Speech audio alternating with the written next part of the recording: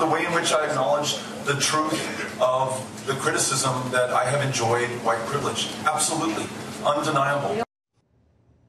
This is what Maoist tribunals look like during the Cultural Revolution. By summer, you can picture Beto wearing a paper dunce cap with white privilege scrawled across it in red letters as a warning to other would-be counter-revolutionaries. Students were used to carry the Cultural Revolution forward. For the first time, young people were encouraged to attack authority and the old hierarchy of the party. And the advice came from Mao himself. Bombard the headquarters, he said. To rebel is justified. This time it wasn't the peasants in the country who did his bidding. The most educated and energetic generation in China were following his every word.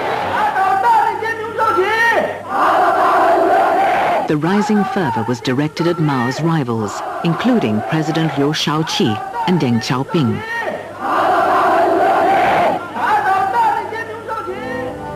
Banners attacked Liu.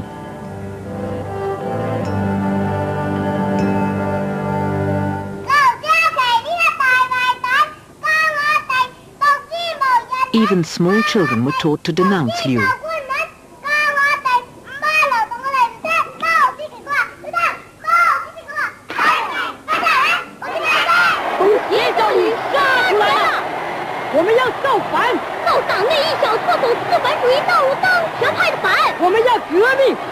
If they're 14, 15, and 16-year-olds, they're being organized by 20 and 30-year-olds who are probably being financed by everybody from the Socialist Workers' Party to George Soros.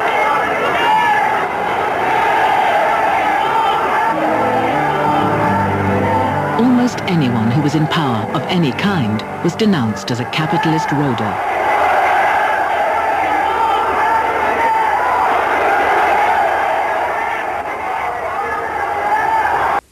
I didn't expect the tables to be turned on me this time round.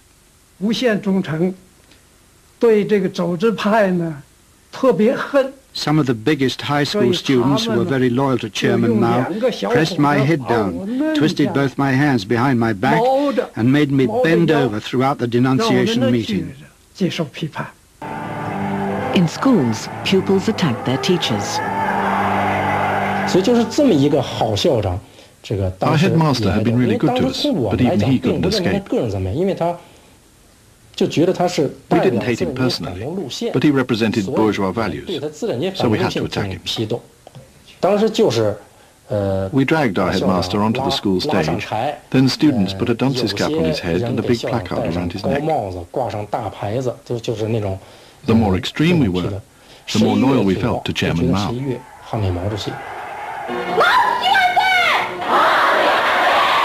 In Shanghai, the teacher who had taught her class to love Mao was now accused of being disloyal. There were several hundred Red Guards wearing armbands. Others had military belts. Some had scissors in their hands ready to cut people's hair. They chopped off my hair and beat me with sticks. That day I was wearing a white shirt without pockets, so I wasn't carrying the red book with me.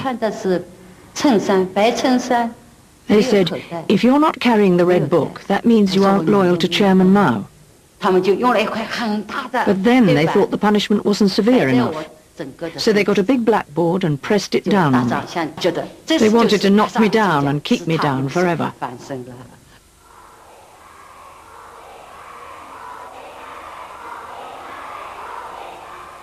Xiao Ailing was left with permanent injuries to her face. Up to 1 million were killed or driven to suicide.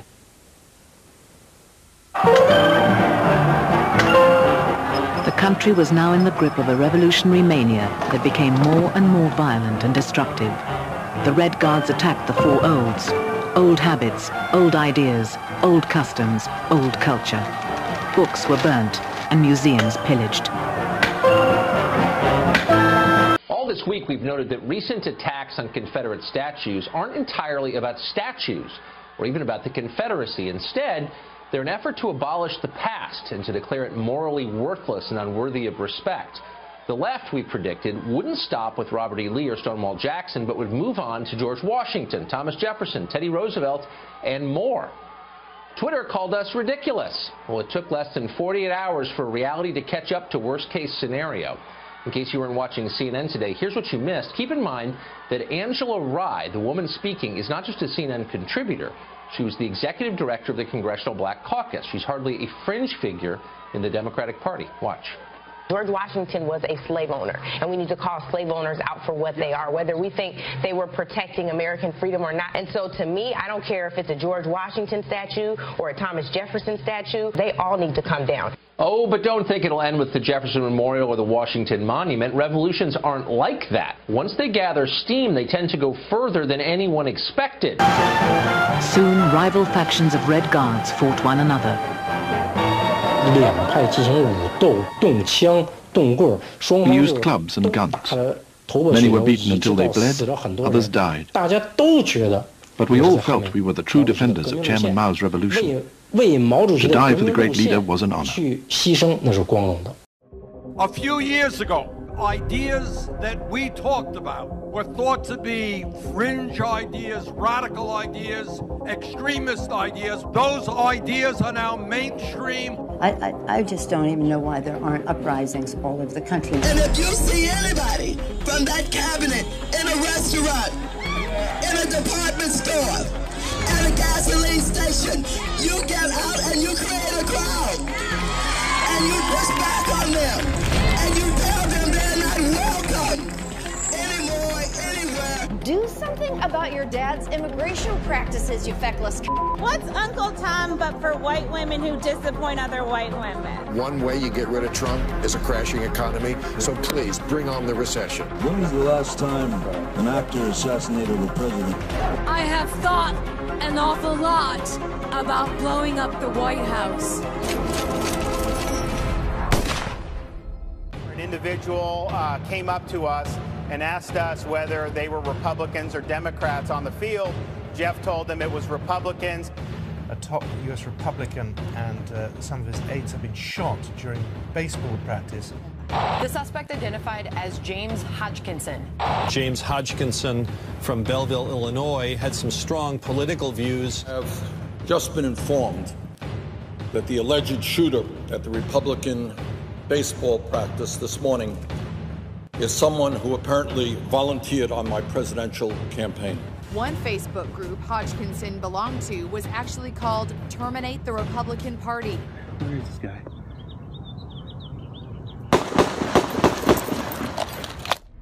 Initially, when communists come to power, and that doesn't matter where, let it be in Russia, in Poland, in Cuba, in Nicaragua, it doesn't matter, in China, initially they destroy about 10% of the population, and that's very specific.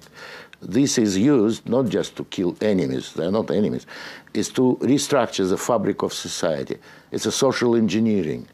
Top intellectuals, best workers, best engineers, they would kill them all.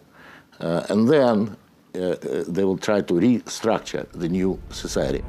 It exterminated strictly according to Marx's teaching, the class enemies. In general, the process was pretty similar to the extermination of the Jews. First, the victims were ridiculed.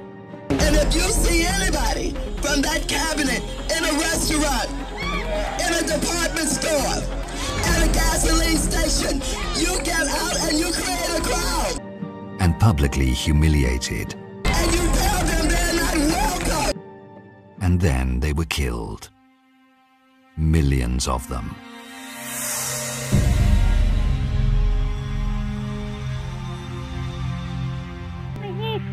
Ведут сейчас с нами вместе разоблачить и еще можем больше разоблачить, которые остались.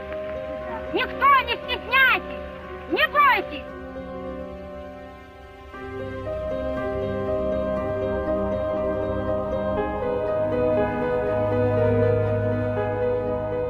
If the enemy does not give up, it must be exterminated.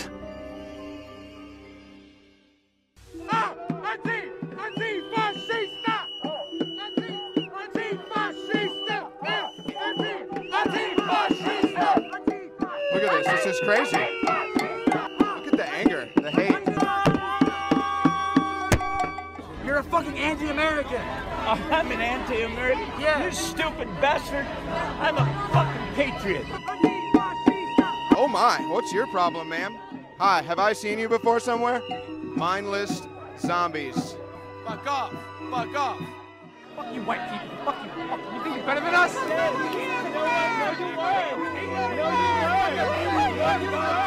have to fight back. There will be casualties on both sides. Protesters followed Trump supporters to their cars as they left the convention center. Around the corner and away from police protection on San Carlos Street, a mob mentality took over. These were pure attacks. Trump supporters, men, women, even the elderly, left this building last night and walked right into danger. They're throwing things at the guy who has a Trump shirt on. Oh, he just got knocked in the back of the head. He just got punched in the face. And now they're rushing him. Death to America. Wow. Hang at least 100 kulaks, execute the hostages, do it in such a way that people for hundreds of miles around will see and tremble. Lenin. Ведут сейчас с нами вместе разоблачить и еще можем больше разоблачить, которые остались. Никто не стесняйтесь, не бойтесь. And if you see anybody from that cabinet in a restaurant, in a department store, at a gasoline station, you get out and you create a crowd. And you push back on them. And you tell them they're not welcome.